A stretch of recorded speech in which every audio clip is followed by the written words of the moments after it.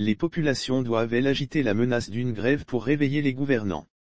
Pendant qu'on brandit des trophées dans la lutte contre la pandémie du coronavirus au Togo, les populations se meurent dans un silence complice du gouvernement.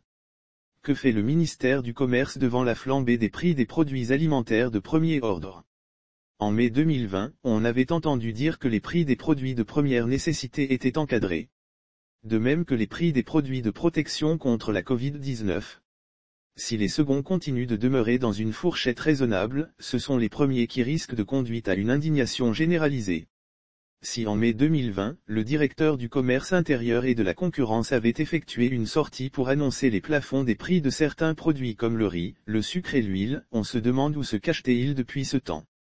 L'huile d'arachide, même si on se demande si c'est vraiment à base d'arachide qu'elle est produite, connaît des hausses dangereuses pour la quiétude d'esprit des citoyens. Qu'il est loin, le temps où le bidon d'huile se vendait à 13 500 FCFA.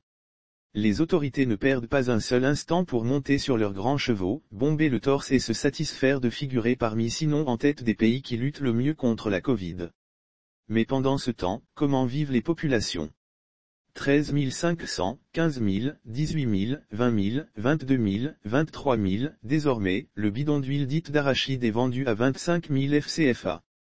Presque le double du prix il y a encore quelques années. Sous le regard indifférent du ministre du Commerce.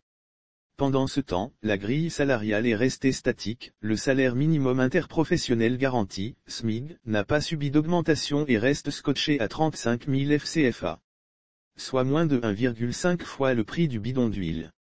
Dans le même temps, la gratification exceptionnelle promise au corps enseignant tarde à voir le jour.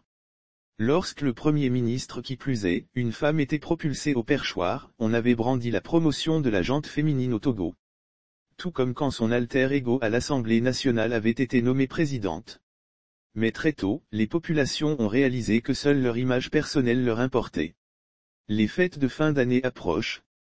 Les populations donneront-elles de la voix pour se faire entendre, ou bien ont-elles déjà la tête ailleurs au point de ne pas voir à quelle vitesse le sachet de la ménagère se réduit comme peau de chagrin? Si les peuples restent indifférents et leurs représentants apathiques devant les augmentations des denrées alimentaires, on a vu ailleurs qu'une seule étincelle a suffi pour faire changer le cours des augmentations suicidaires.